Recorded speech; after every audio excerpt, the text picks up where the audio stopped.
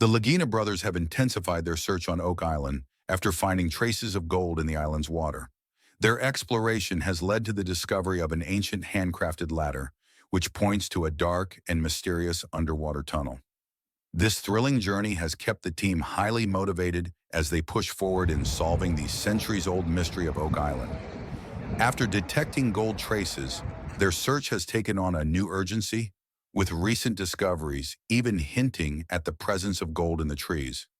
The excitement is palpable as the crew believes they are closer than ever to unlocking the 229-year-old puzzle. During their exploration, the team uncovers signs of human activity, including the discovery of the ancient ladder leading to an underwater tunnel.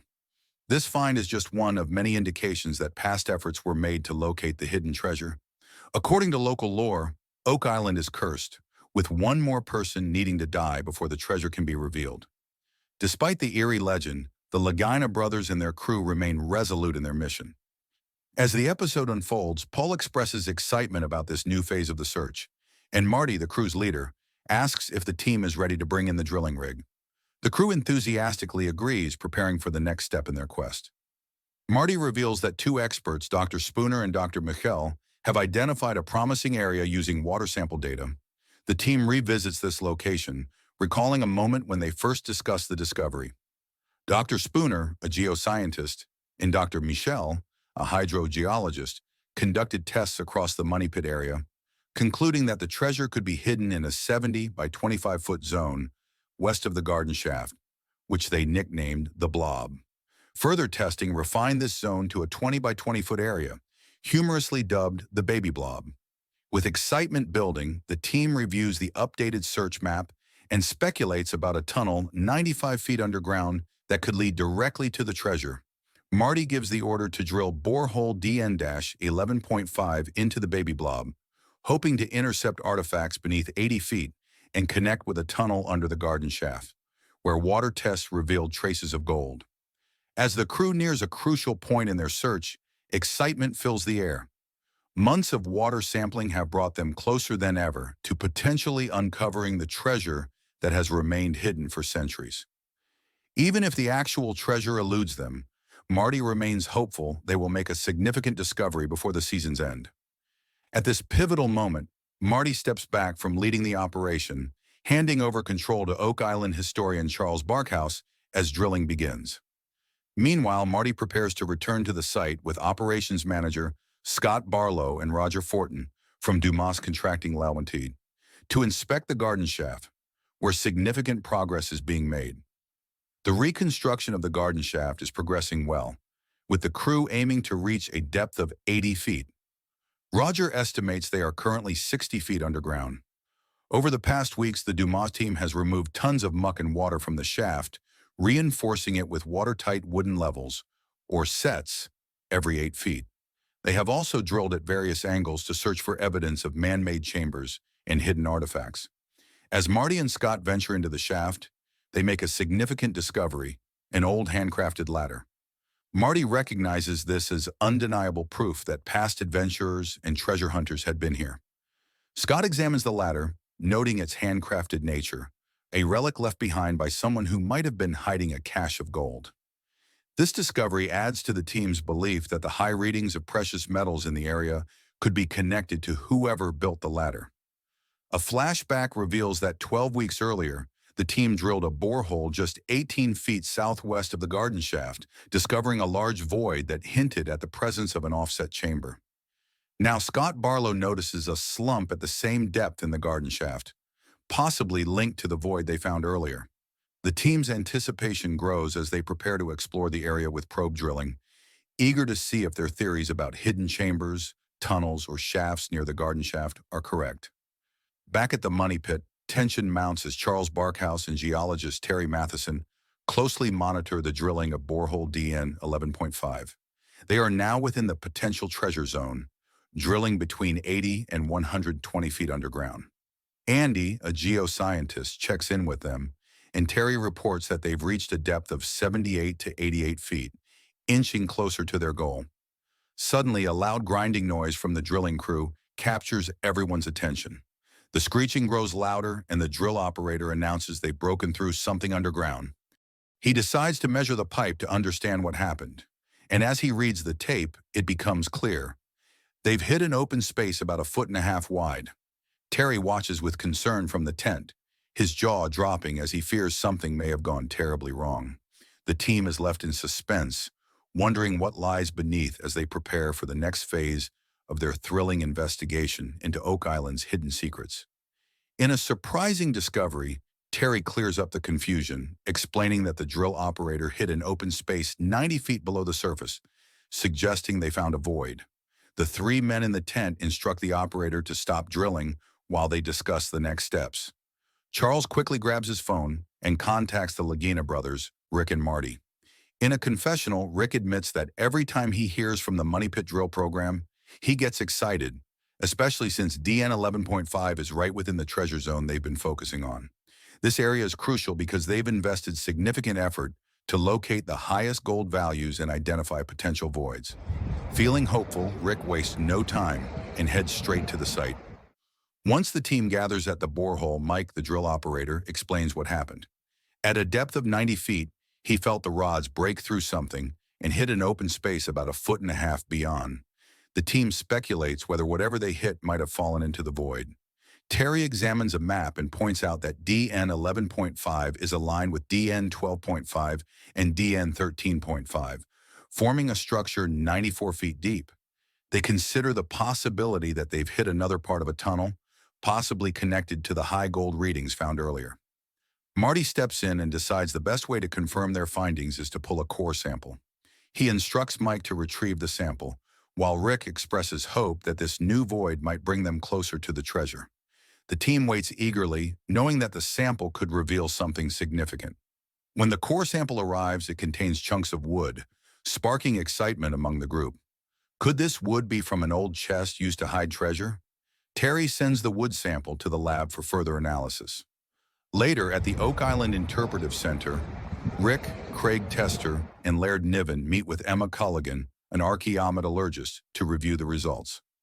Emma shares the findings from an XRF X-ray fluorescence scan. While most of the elements found in the wood are typical for Oak Island, Emma reveals an exciting discovery, a surprising amount of gold. This revelation energizes the team, as finding gold is both rare and significant. Rick feels that this discovery is further proof they're on the right track, and especially since they've already found traces of gold in water samples. With these results, Rick's confidence grows, and he becomes even more determined to uncover the treasure. The wood sample findings have renewed the team's hopes, and Rick is ready to continue searching the garden shaft and beyond for more clues. As the episode progresses, the focus shifts to the probe drilling operation inside the garden shaft. The team is hunting for evidence of another void just outside the shaft, using a hydraulic drill to dig deep into the earth. Their plan is to drill 12 boreholes, hoping to uncover signs of man-made structures or even valuables. Meanwhile, Rick and forestry technician Peter Romke investigate Lot 26, where they examine what appears to be an old stone wall. Although Romke's expertise is in forestry, his experience in building stone walls allows him to offer an expert opinion on the construction of the wall. Reflecting on the garden shaft, Rick shares how the team has always believed it could provide a unique opportunity if they remain smart and humble enough to learn from past mistakes.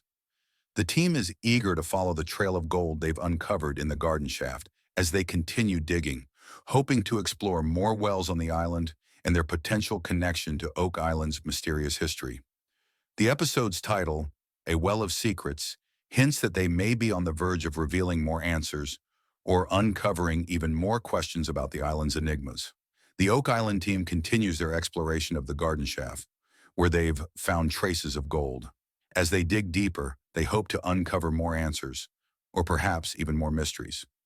In parallel, the team is investigating the island's interconnected wells, hoping these might hold the key to understanding the island's past.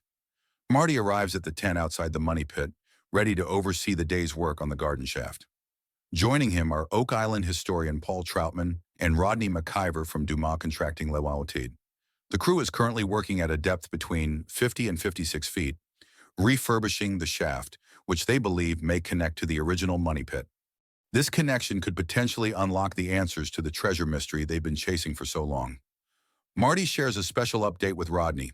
While previously drilling boreholes, Rick, Marty's brother, had requested samples of water, soil, and wood. When these samples were tested, trace amounts of gold were found in all of them. In a flashback, Rick is shown overseeing the collection of these samples, which were later confirmed by their archaeometallurgist Emma to contain significant levels of gold. With this information in hand, the team hopes that deeper drilling will yield more gold, or perhaps even larger quantities. As Dumas contracting moves closer to their goal of reaching 80 feet below ground, the Oak Island crew remains focused on analyzing the materials retrieved from the garden shaft's original structure. Marty speculates that if they find gold at the 50-foot depth, it could suggest two possibilities. Either the source of the gold lies even deeper, or the gold is closer than expected, possibly emanating from the garden shaft itself. This could lead to the discovery of an offset chamber, which might be the key to their treasure hunt. While work continues on the garden shaft, the team gathers in the war room for a meeting about a new search agenda inspired by Fred Nolan, the late father of current Oak Island landowner Tom Nolan. Key team members, including Rick Lagina, Jack Begley, Charles Barkhouse, and Scott Barlow, are present. Rick turns the discussion over to Tom, who begins by explaining his father's significant contributions to the island's treasure hunt. From the 1960s until his death in 2016, Fred Nolan, a professional surveyor, made several important discoveries on Oak Island. These include parts of a large ship found in a swamp in the famous megalithic formation known as Nolan's Cross. Tom Nolan recounts a particular discovery from the 1970s when he and his father unearthed a well while working along the outer edge of the swamp. The well, approximately 10 feet deep, contained a surprising amount of broken pottery at its base, as though someone had smashed everything they owned into it. Unsure of what to make of this find, they reburied it. Tom suggests that this well, located on Lot 26, is worth further investigation.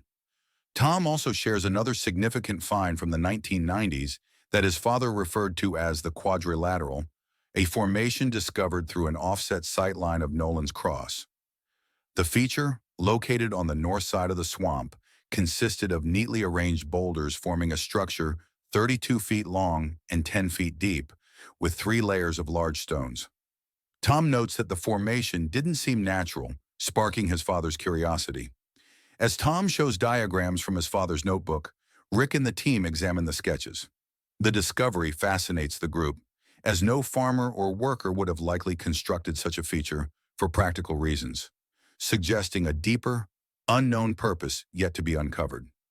With these revelations, the Oak Island crew is now eager to continue both the excavation of the garden shaft and the investigation of Fred Nolan's mysterious findings. Rick Lagina and his team continue to unravel the complex layers of Oak Island's history, uncovering more clues that suggest a significant event took place on the island. They discover clay in various colors, with signs of heat or burning, and even pieces of burnt wood fused with the clay. Rick and Dr. Spooner agree that this combination is unnatural, indicating deliberate human activity. Rick theorizes that the quadrilateral structure they've uncovered acts as a safe, sealed with boulders to prevent water from infiltrating whatever lies beneath. He believes that this human-constructed feature could be directly linked to the treasure they've been searching for. In a war room meeting, Rick and the team review findings from Portuguese historian Francisco Nogueira, who, with the help of Rick's friend Hudi, has been investigating the possibility of Portuguese connections to Oak Island. Nogueira's research suggests that the construction methods used on the island, including stone walls and rock fences, resemble techniques from 15th and 16th century Portuguese architecture. He links this to the Order of Christ, an offshoot of the Knights Templar, which was active during this period. Notably, Nogueira discusses a missing treasure from the 1580 Portuguese succession crisis, which he believes may have been moved to Oak Island. The theory that Oak Island may have served as a refuge for the Order of Christ gains traction as the team considers the historical context. The timeline of Portuguese expeditions in the Inquisition in Portugal aligns with the dates of construction on Oak Island, strengthening the hypothesis that members of the order may have buried their treasure there. The discovery of a quadrilateral formation on Lot 13, first identified by Fred Nolan, becomes central to this theory, with the team eager to continue Fred's investigation. Nogueira's analysis highlights specific construction techniques on Oak Island, particularly the stone walls and fences, which are similar to those built by the Portuguese. The team is especially excited by the resemblance between the structures found on the island and those used by the Order of Christ, suggesting that the Order could have been responsible for creating these features while possibly hiding valuable treasures. The team resumes excavation at Lot 13, where Fred Nolan had discovered the man-made quadrilateral. His notes indicated that this structure could hold important clues, but he never completed his work. Rick and his team now pick up where Fred left off, hoping that further investigation will reveal more about the quadrilateral and its connection to the treasure. With growing evidence of gold traces and a link to Portuguese history, the team is more determined than ever to solve the island's mystery. As Rick and his team continue their search, the possibility of Portuguese involvement on Oak Island becomes increasingly convincing. The discovery of historical structures, burnt clay, and gold traces has re-energized the team, giving them more reason to believe that the island holds a long-hidden treasure. They are now focused on unearthing further evidence, both on the island and across Europe, as they work to connect the dots in this centuries-old mystery.